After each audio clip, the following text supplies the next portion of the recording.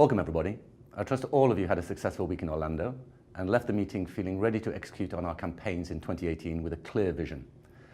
Today I'd like to address a particular topic that has been raised over the past few weeks around our campaign execution and what happens if our identified approach doesn't work.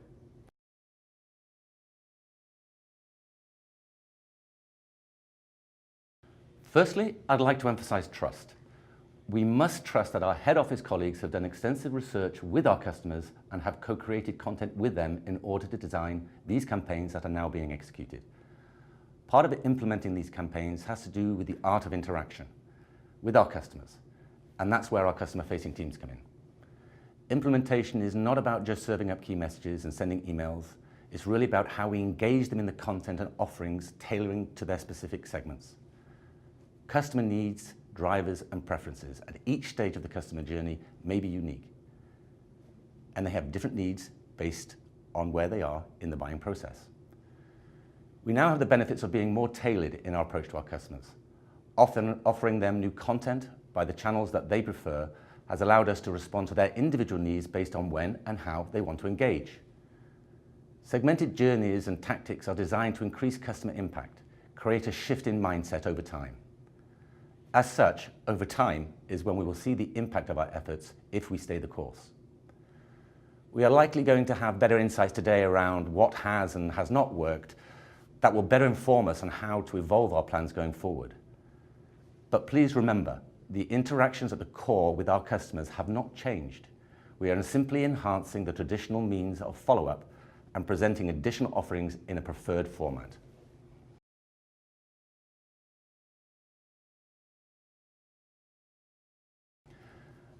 As we move through the execution of a significant number of campaigns this year, you will be working in a brand new way and may find that through initial implementation, some things may not work as planned. This is an opportunity to course correct, to learn, to adapt as you go, and make decisions that will lead to a more favorable outcome.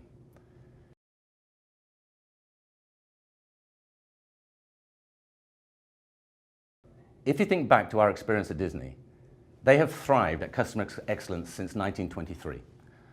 I trust all of you have learned some valuable ways to bring their insights into our interactions moving forward. You'll see that Disney, like all great innovators, never settled, living in a what's next mindset when it comes to addressing the market needs, evolving continuously just as we have. They kept moving forward, opening new doors and doing new things because they are curious, and curiosity leads them down new paths. If you look at the early or maturing Disney business as an effective example of multi-channel marketing, their work in connecting online and offline engagement demonstrates how they are attuned to reaching its customers in many different ways. In Walt's day, online engagement was reaching your audience on a different screen, either one at the local movie theater or on TV by the wonderful world of Disney at home.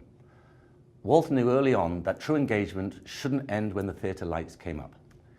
He knew that kids would want to go home and have Mickey, Minnie and Pluto right in their own homes. And to continue this engagement offline, Disney began licensing plush toys and other products as early as 1932. Of course, the crowning achievement for Disney's offline engagement was allowing fans to step inside the storybook worlds at Disneyland, truly immersing people in the customer experience, engaging them at all levels. The final lesson to be taken from the Disney franchise is that nothing matters more than the community or customers that you serve. Even in Walt's day, it was easier to destroy than create. Never lose sight of who you are doing this for, the customer. When we are venturing into new territory, there is always some uncertainty, but we are confident that we have the ability and control to orchestrate the best possible experience for our customers. Failure no longer has a stigma. It's really a means of taking a view of what is working or isn't working, then learning from it so we don't repeat the mistakes.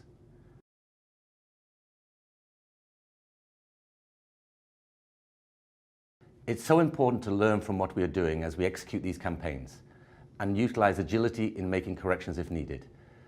We have room to take these learnings and transform them into the best offerings for our customers.